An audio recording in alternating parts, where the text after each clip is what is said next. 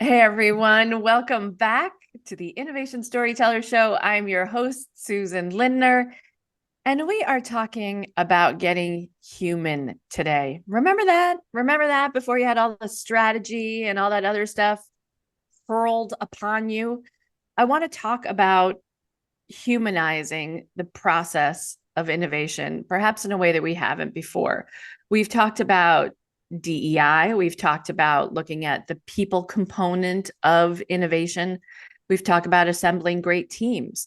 We have talked to HR leaders who really know how to build strong innovation teams. And we've talked to innovation leaders who know how to put the right people on the bus and put them in the right seats. But lots of times we are dealing with teams that we have inherited. We know that the chief innovation officer has the shortest timeline in the boardroom, right? Average turnover is about 19 months for a chief innovation officer. Hold on to your seats, people. And a lot of that is conflict that is a natural byproduct of trying to bring change to an organization that's trying to stick to their numbers, hit their quarterlies, move up the corporate ladder while still trying to make incredible progress and even imagine bring breakthrough ideas to the table. And that's why I'm really excited to have my guest with me today, Mary Pat Knight. She is a leadership coach and an expert in emotional intelligence. How many of us could use a couple of boosts in IQ points when it comes to our EQ? I know I do. Her 30-year career has spanned executive leadership positions in marketing, operations, strategic planning, HR, development, and now executive coaching. She is the founder and CEO of Leaders Inspired and is the author of the #1 international bestseller, The Humanized Leader. Mary Pat has developed a progressive system of training and coaching, which creates emotional intelligence in entrepreneurially focused and family-led businesses. But don't let that hold you back, Fortune 500 CIOs. She's here for you too. This system is proven to create healthy teams, inspire leaders, and transform cultures. Leaders Inspires exist with a simple goal in mind. When inspired leaders inspire others, they have the capacity to change the world. Mary Pat, thank you so much for joining me today. I am so happy to be here. This is a real honor and a privilege. I'll just back up by saying Mary Pat and I met on a book writing retreat, and we became fast friends, became writing buddies. And Mary Pat's international #1 international bestseller, The Humanized Leader, if you can see it, if you're watching me on YouTube, is an absolute must get, an absolute must get. Mary Pat is brilliant and finished her book, whereas I am still working on mine 3 years later. So I'm going to give you all the kudos in the world. I often, when people ask me, how did you get your book written? I said, a woman named Susan and I met almost every single day doing writing prompts. Yep. And then when I was struggling with the title, guess who found the title? You did. I was describing what it was I was trying to communicate, what I was trying to put together. You said, that sounds so humanized. And we were like, yes. Absolutely, I do. It was like one of those aha moments that you just want to capture forever. And shout out to our book coach, Kathy Fayak, who really put us on a path to write the best books we possibly could. So, Mary Pat, thank you for joining me today. So most of my guests are chief innovation officers and those who have innovation in their titles as part of their mandate to really bring breakthrough ideas and breakthrough opportunities to big companies. But very rarely do innovation leaders, or frankly, leaders in general, get a primer on what it is to be a great leader. And part of that, I think, stems from many of us have taken our leadership cues from college and university, getting an MBA. What's the difference between MBA taught leadership styles versus humanized leadership? And maybe you can just give us a little overview about what it is to be a humanized leader anyway. Yeah, no, so I think both are appropriate and they both have their place. And I would never, ever fault anyone or criticize anyone for getting an MBA, for heaven's sake, because what a body of knowledge. It is practical knowledge. It is book knowledge. It's studied knowledge. I think humanized leader is intuitive knowledge. Mm. It is an innate understanding of leadership. However, that being said, since it's based a lot on the principles of emotional intelligence, it has to be a series of skills that you understand and you practice over time. And that's really important. So I think that's the connection to the MBA style, is that you get the skills and you practice it. There's a practicum. I'm not sure that the longevity of the practice, though, is what is required. And this, what I'm talking about, is this is lifetime skills that you practice over time. And I guarantee that you're going to forget them. So some of the things that I look at, the mark to me of a humanized, really great EQ leader is radical self-awareness. So are you willing to open your own curtain and see what there is to see and know what there is to know without self-recrimination, without self-judgment, really from a place of neutrality to see, what am I looking at here and what could I do better and what do I want to eliminate? We were talking earlier today about emptying the cup. And so you might want to empty the cup of practices that you learned from an old boss that you loved that actually don't serve you in your current situation. How can you do that if you don't do self-assessment? So that's actually, to me, like the baseline. Do the self-assessment. So a self-assessment, I mean, you're asking us as leaders to hold up a mirror to ourselves before we start leading anybody. Yeah. And getting really clear about who we are, the good, the bad, and the ugly. Yes. So, and it never ends. So I've been doing this for how long? And I'm working with a colleague recently. And we both saw through some self-assessment that we had a behavior that wasn't serving. And it was similar. I'll describe mine, not hers. And after years and years of doing this, I have this alter ego, which I'm almost embarrassed to say who it is, but the alter ego is Mother Superior. And so I've been talking to my clients a lot about the understanding of certainty and curiosity, which I think is a big part of the innovation process as well, because without curiosity, how do you create what you need to create? And with over certainty, your creation could stop before it's fulfilled. And that's the same for a humanized leader. If I am stuck in know-it-all, if I'm stuck in certainty, being able to have the answers at the tip of my finger, then I rob myself of the beautiful gift of curiosity, which means a collaborative way of finding out what is next. My certainty, that Mother Superior alter ego, keeps me in a strong comfort zone, and in a comfort zone, that's safety of certainty, rather than the expansion of curiosity. I mean, I hope that makes sense. Yeah. So I think what you're saying is, can we stop with the pretense for just a moment and really begin to think about what's here for us? Like, do I need to charge ahead in my, command and control structured environment? And I need to show up to the boardroom with a certain level of certainty if I'm going to ask the board for $1 million to develop this new prototype. I have to come in with a strong sense of this is possible.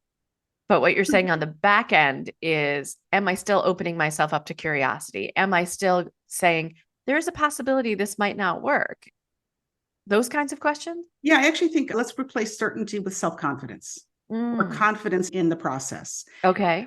And then when you're in the boardroom, if you're leading with certainty, you're actually going to miss a second tenet or another tenet of humanized leadership, which is customizing to the audience. So part of it is, how do you customize your communication to the people that you're talking to? And if you show up with certainty, it could reach other people as arrogance. So think about that. So what if you showed up with the joy of what could be possible and your self-confidence that this is the path we need to explore, and then you're able to customize your style to meet the other people in the room? Well, you're on fire then. Do you think that some people have a greater instinct about how to be more fluid like that, rather than being structured and coming in, or maybe we've been cultivated and grown that way? Yes, I think you bring up something, and I don't, though, want to give people a pass for becoming better in this way of leading. I work with a good number of engineers, and engineers are quite logical. Yes, do they have instinct? Absolutely. Sometimes they deny their instinct because the process is so important. However, those engineers practicing the skills over time their leadership is so much more strengthened because they're able to appeal to the logic in the room and the instinct in the room, the head and the heart in the room. And I also think that's an essence of humanized leadership and also of innovation, is how do you match head and heart? How do you match passion with logic? And when you're able to do that, I think it's a really wonderful thing. You can reach many more people. Yeah. One of my guests coming up in the next couple of weeks is a guy named Ed Hoffman. He is a professor at Columbia, but he also works a lot with NASA. And I invited him on because I was at a talk at the Institute for Innovation in Large Organizations, ILO.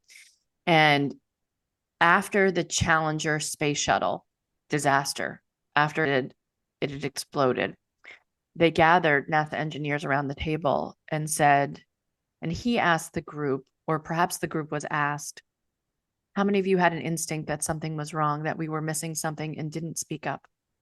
Because we're changing the culture here where that's not a possibility anymore, where intuition will be just as important and considered as the numbers on the whiteboard, as the figures, the physics, the science tells us. We have to take other considerations into account because there are people in this room who had a sense something was wrong and no one shared it. And so we need a space for intuition. And it's part of what prompted me to call you, because who knows better about how to use intuition in the boardroom and in our businesses than Mary Pat. And so tell us a little bit about what we're missing from a wisdom center that we are not tapping into at work. Yeah, I have a colleague and she calls it love wisdom. Love wisdom. Those are hard words in the boardroom, by the way, right? Hard words in the boardroom. And I say them all the time, no matter what. Good for you. Because you need to hear the word love. I mean, it is not, I love you. It's not that. It is tapping into a deep well of internal wisdom. And I mean, if you walk a faith path, it could be God's talking to you. I don't know, but it's a deep well. Universal intelligence. Universal intelligence. Absolutely. Right. We know about that. Thank you for our From Think and Grow Rich, right? Rich mentors, right? So to know that wisdom is accessible to you, it is actually based in a love energy, not in a fear energy. I think we get ourselves into these places where we're in such a comfort zone of how we're supposed to behave, how we're supposed to lead, which puts us into a place of positional power. And if we're in the comfort zone of positional power, that also is us bowing our head to bureaucracy and hierarchy, which then robs us of our authenticity and our willingness to fully express ourselves, because for heaven's sake, what if we offend someone? So I like to take a look at, when you're wanting to access your inner wisdom, how do you really tap into your personal leadership and leave positional leadership to the side? There's always a place for respect. There's always a place to know that you have superiors and you have people that you're also supporting on your team. However, how can you do that from a human place rather than from an artificial hierarchy? I think it's an interesting question to ponder.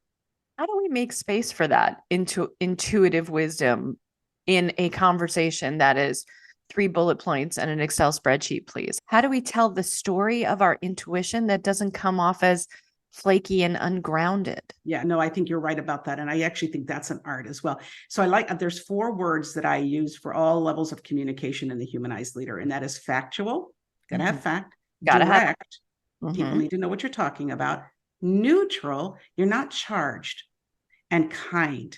And kind doesn't mean nice. Nice is a 4-letter word. It's a 4-letter word. So is kind. Kind is not. Well, it's 4 letters.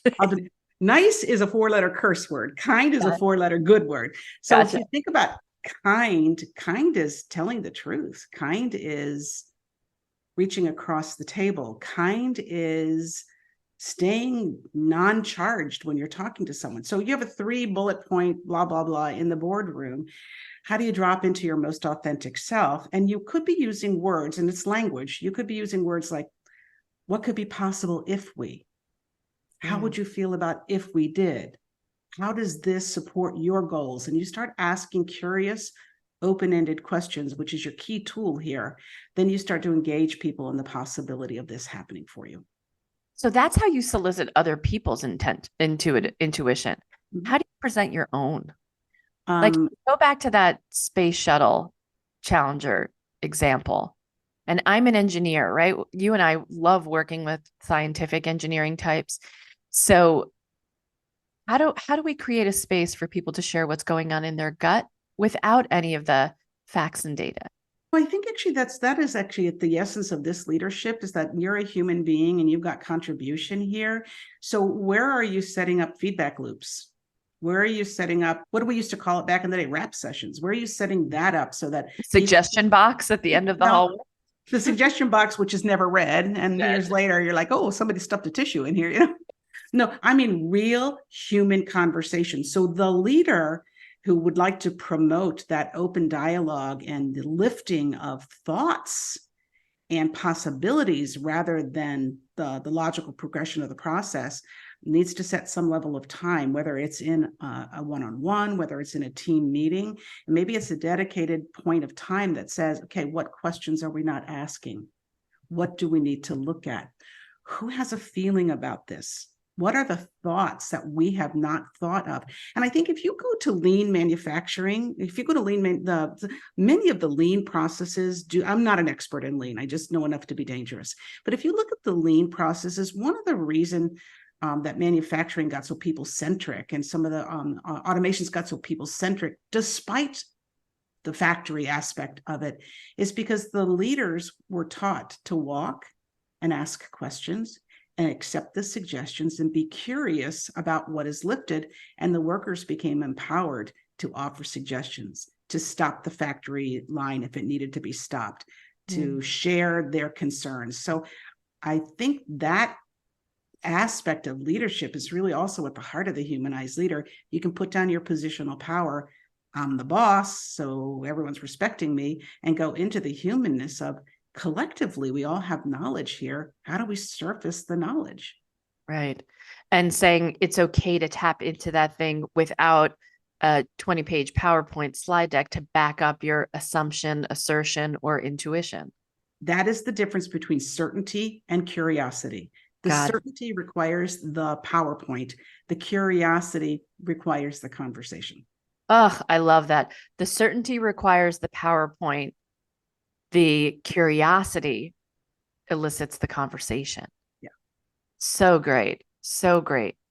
What do you think has changed for us as leaders post-COVID, especially in this crazy hybrid work from home, work from the office, whatever world? And the geography is perhaps irrelevant, but what do you think's changed for leaders now? I thought a lot about this because I wrote this book. I finished the book in the first year of COVID, and I launched it right at the end of the first year of our shutdown, the pandemic shutdown. And I knew it was needed because of the fear that was circling around everyone that I talked to, and the juggling and the pivoting. And so when I take a look at a humanized leader, they've got two additional skills, and that is the ability to manage change and the ability to make decisions. And the decisions are made in the best interest of all, not just my own self-serving interest. So I think if you take a look at, if you go back now, let's talk MBA, go back to any MBA study on the management of change, you've got a whole cycle of things that happen. You can go to the Kubler-Ross, the stages of death, you can go to the J curve, you can take a look at any of it and you can say there are predictable stages of change. And as a leader, one of the things we needed to do swiftly is to get in front of whatever the stage of change was that our groups were going to be experiencing, and not only get in front of it, but experience it first. So it's kind of an accelerated learning. So if you are in denial, you got to face your denial. If you're in fear, which was the first thing we all felt was, holy moly, how do we deal with this fear? You got to get in front of the fear first, because your job is to support someone into the next phase of that experience, not in a way that puts you in a superior position, but as a guide, as a coach. Because the heart of the humanized leader is you're a coach. You're a coach leader, not a boss. And so I think what COVID pulled out for the best of the leaders is the coaching. And I think what it also pulled out for the best of the leaders is the ability to pivot in the moment and the humility to say, I don't know, which maybe prior to COVID, we weren't so quick to say, I don't know. So what about all the discussion around VUCA, around all the volatility and the certainty and the chaos? And, yeah. Yeah. Yes. Well, guess what? I think because of I want to say one more thing about the COVID impact, but let's talk about VUCA first. Because of the pace of informational change, which I don't know about you, I started studying this 30 years ago or better. It's like, oh my gosh, look at the pace of informational change. And I'm going to laugh at my 30-year ago self to compare what I was seeing then to what I'm seeing now. The pace of change means that we are going to continually be in a VUCA environment. How do we adapt to it without going into stress, without having to be rigid and certain? And I think that's where the humanized leader is going to show up in a powerful way, is that if we can be open to possibility, ask the questions, customize our communication, and ultimately listen within an inch of our lives so that we can coach and get ahead of those VUCA things that are happening so that people can feel more powerful in their own ability to be authentic and manage the change. Yeah. If you've read any kind of Buddhist reading, the only constant in the world is change, right? That's the basic premise of Buddhist philosophy. It's the only thing that one can count on. Therefore, change is the status quo. Yeah. Right. I mean, that is, so that's Well the premise. Well So said. VUCA is becoming the norm. Well, so one of the first things that I teach in the Humanized Leader when I'm working with my teams is emotional regulation. So it's the first framework. I have 4 frameworks, and the first framework is emotional leadership, then communication leadership, performance leadership, and genius leadership. But let's talk about emotional leadership. That emotional regulation means that, first of all, you need EQ skills, but that you've got a comfort zone. So that's your homeostasis, is your comfort zone. And in a VUCA environment, your comfort zone doesn't stay the size of what you think your comfort zone should stay. It is continuously expanding. And every time you go to the edge of the comfort zone, and I think this is for your innovators because they are constantly stretching the comfort zone of themselves and others, is that at the edge of the comfort zone, there are 3 things that happen. You get emotions. And could be fear, anxiety, depression, excitement. You have to be aware that you're having emotions. And if you mismanage the emotions, then you end up in another place. The second thing that happens is you start to feel physical feelings. You have to be aware of them because they're the first clue that you're about to be triggered into reactive behavior. And then the third thing is that you've got limiting beliefs, the voices in your head that you need to listen to and challenge, because not left unchallenged, they could become rigid new beliefs. Because the expansion of the comfort zone is the expansion of new habits, mindsets, behaviors, beliefs. When you mismanage the edge, you end up in a trigger and you react. And when you react, you end up in the drama triangle of villain, victim, and hero. And you got to get out of that fast and help others to get out of that fast into leadership. Let's talk about that triangle for just a moment, because it really is the cornerstone of so much of what you talk about in the book. Yeah. How do we identify this triangle and the 3 people we can become, or our coworkers in theory are, when we're in it? Oh, first of all, pull up a YouTube of Dudley Do-Right and you will see it in action. It's an old-timey cartoon for those of you who are much younger than me. You'll see it in action. It is an old-fashioned melodrama. Actually, if you want to geek out on this, I would say that's a cat. Wait, say that again? What you just heard was a cat. Okay. If you want to geek out on this, study Stephen Karpman, because in the I think late 60s, early 70s, they created this behavioral model to address addictive families, like families that had drug addicts and alcoholics, and what happened in the family. And what they soon found is that this was universal. It wasn't just maybe all humans have a predilection to some level of dependence somewhere. It wasn't just for alcoholics and addicts. It actually had efficacy in life and in business. So that being said, the villain, victim, and hero aspects of the drama triangle, the villain is the critic, the bad guy, the bully, and their sole purpose in life is to find the problem and make you pay for it. That's the shortcut. The victim who looks for the villain and the villain who looks for the victim has a worldview that the world is out to get me. I'm unlucky. I need to create complete methodologies of safety. Do not ask me to be accountable because I don't have the power to do what you want me to do. And you'll hear language like, you don't pay me enough. My ideas are never regarded. Nobody picks my idea to go forward in the company. You'll hear that kind of stuff, lots of excuses. just because I want to feel safe and I don't feel powerful enough to affect the change I want to affect. Mhm. And then the hero swoops in to save the day. And which on the surface looks pretty good, but when in reality, if the hero is always doing all the fixing and making all the decisions and taking care of all of the problems, then the organization is ripped off of critical thinking and problem solving because the hero has all the knowledge. So you got to get out of that triangle. And the hero is exhausted and burns out and quietly is building up resentment, right? Could quietly be becoming the victim in their own mind because they're not getting the recognition they deserve. Yes. They want to be the hero, but there's never enough recognition for that hero either, right? There's never, and well played to actually extrapolate that, because most of us identify with the hero. Especially in a business environment, in a leadership environment, we feel we have to be the answer people. We have to be the tellers. And frankly, the hero needs to be a coach. And so where does the villain? So I want you to think about this, even in the work of innovation. Aren't you happy that someone on your team will see the defect?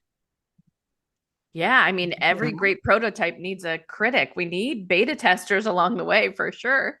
So if you're leading someone who has a villainous tendency, which is I see the defect and you're the one who created it, so you have to pay for it, you want to coach them to become the problem solver. You want to coach them to say, yes, see and name the problem, and then step into leadership so that you can collaborate for a solution.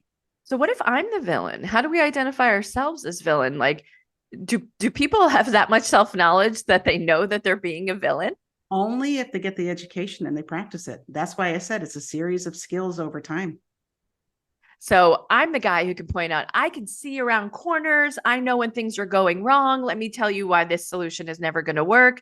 I'm the practical one. Is that what villain can sound like sometimes? Yes, it absolutely can. And I love the way you played that out. And so my job, if I see it, and even if you're my boss, is to ask questions like, what kind of solution do you think should be put into place? Or who do you think needs to be on the team to fix this? Or if it was just you, how would you solve the issue? Or if you're bold enough to say, let's look at your communication style and let's see if it's having the impact that you want to have in the company. And it may not.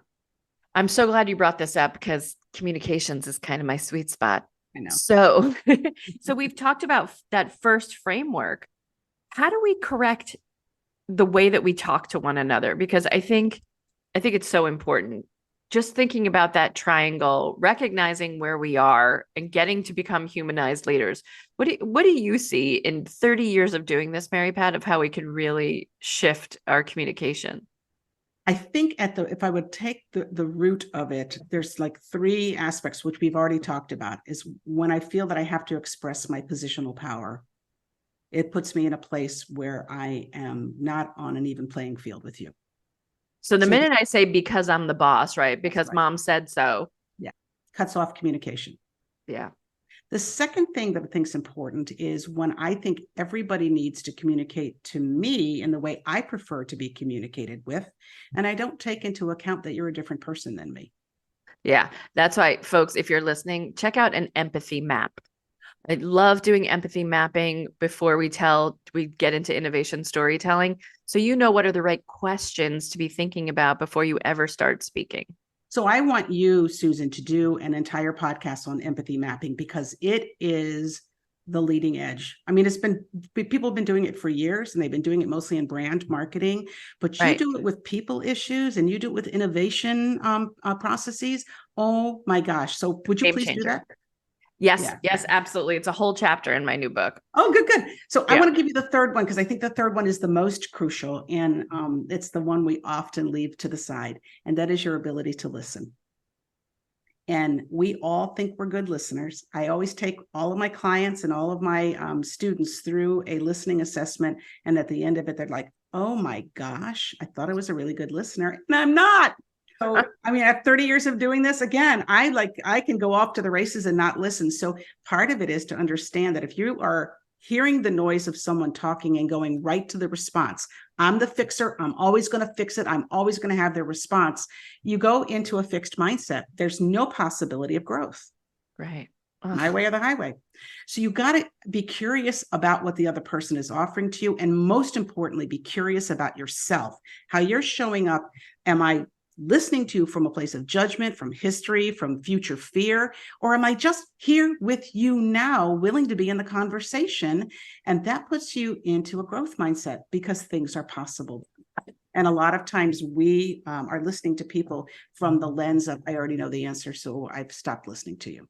Yeah. And that is the death knell for innovation too. Yes, it's the death knell for relationships. It's the death knell for parenting. It's the death knell for anything that where you want to be relational rather than transactional. Mary Pat, thank you so much for joining us today on the Innovation Storyteller Show. I just feel like this is a conversation that needs to be had among innovation leaders more and more. And hopefully, we're not at a point where we're seeing a challenge or tragedy before we start listening to our peers, trusting our intuition, and showing up as a little bit more humanized at work.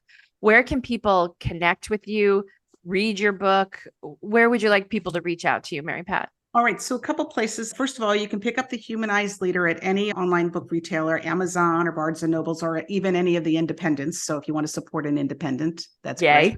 Audible is also available on independent audio producers as well. And then probably the best way for people is go to my website, subscribe to the newsletter, because I publish a lot of stuff. And that's leaders, it's plural, leadersinspired.com. And go down to the bottom and click on subscribe. And now you got your little. That's my Leaders Inspired notebook still. Love it. We're rolling out some really cool ways for people to do either self-study or guided study with me so that we can get this. I'm really on a mission to just create a groundswell of humanized leaders. And I think it started when I started writing the book. And that's another story why I started writing the book. And it's not ending. Maybe we'll rename it another thing someday soon, but it is really about level setting and respecting the individual and leading from a place of wisdom as a leader coach. Mary Pat Knight, thank you so much for joining me today on the show. It's been just an absolute pleasure. My pleasure. Thank you so much, Susan.